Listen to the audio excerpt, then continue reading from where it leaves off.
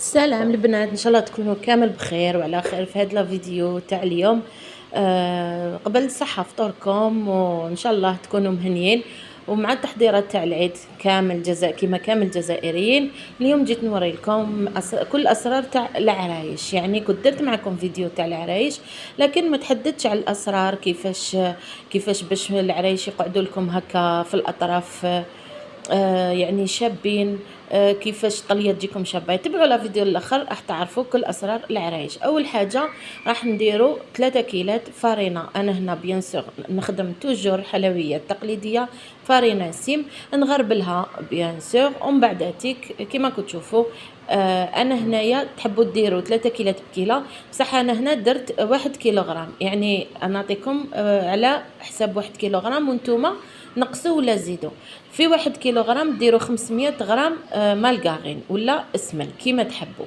اذا درتوا سمن نقصوا شويه على 500 غرام. اذا درتوا مالغارين ديروا الكيله كامله تاع 500 غرام. انا هنايا كيما شفتوا درت لافاني ليكيد ولا تحبوا بودر، ونديروا الزبده هكا ونصابليو مليح العجينه تاعنا. والغلطه اللي يديروها كامل في العجينه تاع العرايش اللي يخلوها تبات. جامي نخلو العجينه تاع العرايش تبات، نخلوها تريح او واحد 20 مينوت ولا 30 مينوت قسمه طاوعنا في الخدمه. بصح الا خليتوها تبات واش راح يصرى لها؟ راح يخرج لها كامل هذاك الزيت تاعها.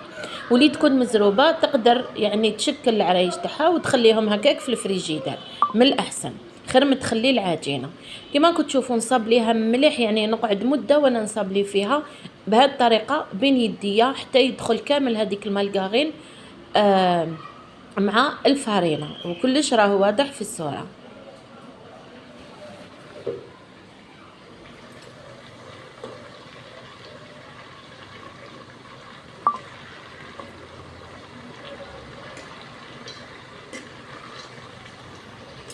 انا الكيله هذه تاع يعني 500 غرام اللي كيلت بها الزبده، واش راح ندير نص كيله فقط مخلط بين ما زهر والماء.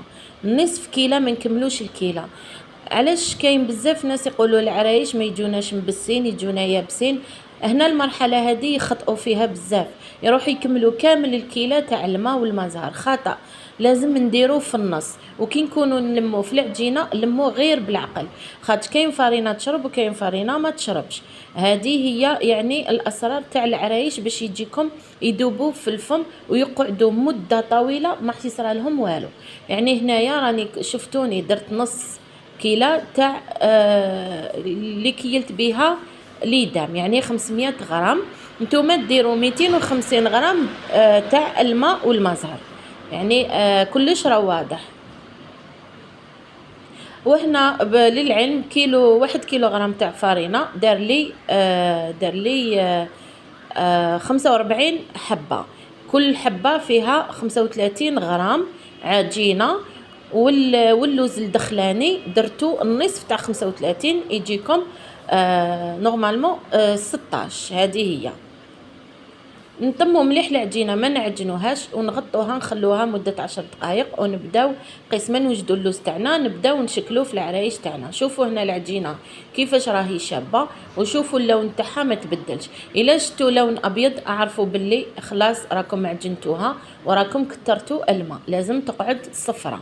هذه هي العجينه تاع العرايش. حتى العجينه تاع التشارك نفس الشيء ولا الكعكات. هنا عندي اللوز رحيتو.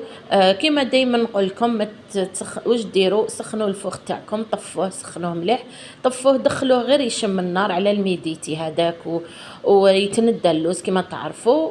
ومن بعد نعاودوا نحوه ونخلوه يبرد ونرحوه. انا هنايا لافاغس تاع العرايش نحب بزاف ندير لها القارص، تجي بزاف بنينه. يعني جربوها بالقارص تشوفوا. كان قعد لي شيه هنا مالغارين قيس مغرفه مدايبه. واش درت؟ زدتها معاهم باش تقعد لي طريه. وراح ندير 3 كيلات بكيله. هنا درت عيني ميزاني، نتوما تحبوا كيلو اللوز 3 كيلات بكيله تاع السكر.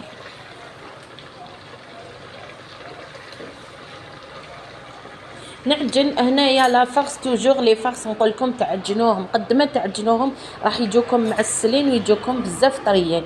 يعني تعجنوهم مليح، كل ما تخافوش العجينه تاع العرايش ما نعجنوهاش، بصح اللوز نعجنوه مليح.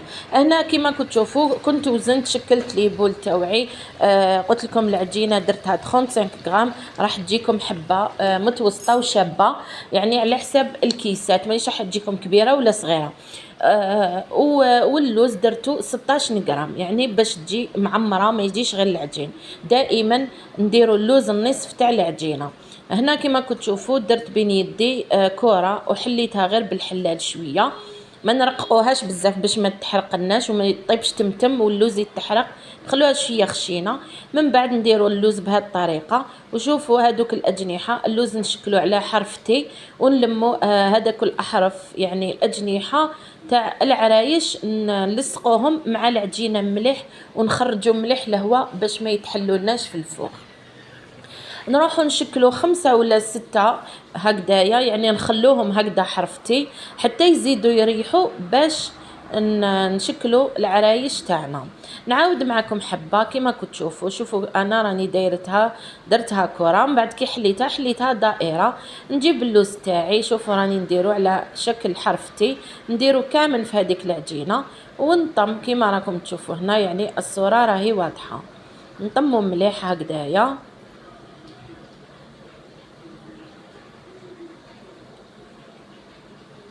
هنا واش ندير، نحو كاع هذوك، نعاود نولي للحبه الاولى، نزيد نكمل نحي لها الهواء وندورها كما كنت تشوفوا هنايا شغل حرفتي. ونبدا واش ندير، نحكم في الوسط، نطلع مليح هذاك الوسط ديالي باش تجيني شابه، ومن بعد ندير بين صبعتيه كما راكم تشوفوا هنايا ونقلب ندور هكا على 3 صباعتيه. شوفوا تتشكل حبه عرايش وحدها وتجي بزاف شابه ويجوا كاع على حبه وحده.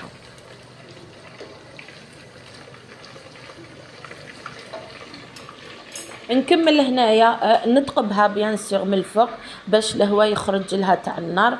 وإلا ما تقبناهاش الا تنفخت راح يروح الهواء للرجلين، والرجلين رايحين يتحلوا ما يجوكم شابين. شوفوا الحبه تاعي ما شاء الله تقولي راهي يعني بالمول هذاك اللي خرج جديد. صراحه انا ما نحبش هذوك الحبات تاع المول، نحب نديرهم حلويات تقليديه دائما هما يعني يقعدوا دائما يتخدموا باليد، وحاجه سهله يعني انسان يتبع برك الخطوات راح ينجح فيها ان شاء الله من اول خطره ان شاء الله. واللي حبت تجرب جامي جربت العرايش ما تجربش بالكيلو، دير بالرطل ودير يعني 250 غرام تاع مالقارين، تنقص فقط الكميه. انا واش ندير، نروح نشعل الفوغ. بالنسبه للناس اللي عندهم فوغ فونتيلي يشعلوه 160 درجه ويشعلوا الفونتيلاتور باش طيب لتحت والفوق، يعني بلا ما يشعلوا لها الفوق. والناس اللي عندها الفوغ نورمال دير 170 درجه تشعللها من تحت، كي طيب من تحت تكمل تشعلها من الفوق. وبالكو خياتي العزاز تخلوهم يحمروا بزاف، العرايش ما يحبوش يكونوا حماره بزاف عفوا، راح يوصل طياب للوز، وهذاك اللوز هو اللي راح يتحرق لكم ويلبس، يعني ما لازمش يوصل طياب للوز. هذه هي. وبالنسبه للناس اللي تحب تخليهم في الفريجيدار نقولوا ما كيش مستعده باش طيبيهم، هذه المرحله تقدري تخليهم في الفريجيدار حتى وقت اللي تحبي تطيبيهم، يعني تقدري تخليهم وتطيبيهم. شوفوا العرايش تاعي ما تبدلوا ما والو، وشوفوا اللون ما نخليهمش انا يحمروا، ونكون مأكده باللي راهم طيبين من الداخل بيان سور. نروحوا للطليه. انا هنايا خدمت بالسكر الهوده، يعني سكر واش نقول لكم خياتي توجور نحب نبارطاجي معكم الحاجه اللي تنجح معايا. انا كنت نخدم بالمرجان بصح كي جربت الهدى عجبني بزاف، الطليه تاعو راح تجيكم بزاف شابه. نسكرفجو عفوا توجور نغربلو السكر. انا هنا درت باش ديروا 35 حبه تاع عرايش لازم لكم 4 كيلو تاع سكر ناعم، يعني سكر غلاس. كما كتشوفوا غربلتو، درت شويه لافاني ونديرو هنايا. كنت وجدت نص كاس تاع حليب ونص كاس تاع الزيت ونص كاس تاع ما زهر. وكنت عصرت 2 حبات قارص، يعني عصرتهم، نحب بزاف الطليه بنت فيها بنت القارص. عجنتها هنايا كيما راكم تشوفوا، نعجنوها حتى تيبس. من بعد كي نعجنوها باش نبداو نحلو الطليه تاعنا بالقارص. يعني في الاول نديرو غير الحليب والزيت والما زهر، نعجنوها بهذه الطريقه.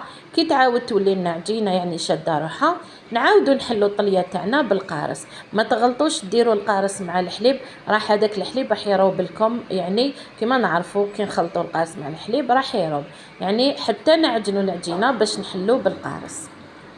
ان شاء الله يكون فدتكم بكاع المعلومات تاع العرايش. يعني هاد المعلومات تاع الوراشات يمدوهم غير في الوراشات، انا ما بخلتش عليكم وجبت لكم كامل معلومات تاع الوراشات. هنايا كما كنتوا تشوفوا اني نخبط فيها حتى تولي نفيق باللي خرجوا لها كامل هذوك الفقاعات، وتولي لي شوفوا كيفاش تولي لي شابه، يعني نقدر نطلي بها. نخليها تريح، نغطيها بالبابي ونخليها تريح 10 دقائق باش تجيني سهله في الطليه.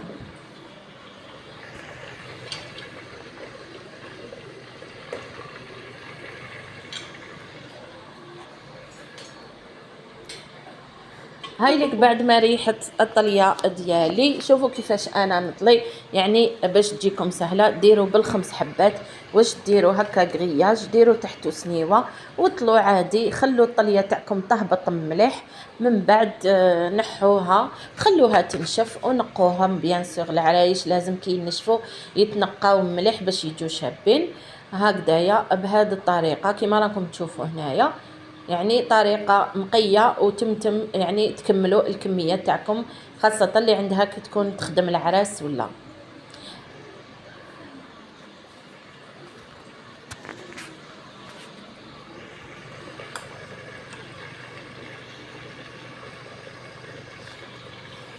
شوفوا هنايا يعني كنت درت هاد الورود عجبوني بزاف، فيهم الجون صغير، يعني ما نحبش انا العرايش بزاف هذوك الورود الكبار. وكل وحده والديكور اللي تحبوا تقدروا ما ديروا كيما تاع زمان، ديروا هذاك العقاش رقيق جو بزاف شابين.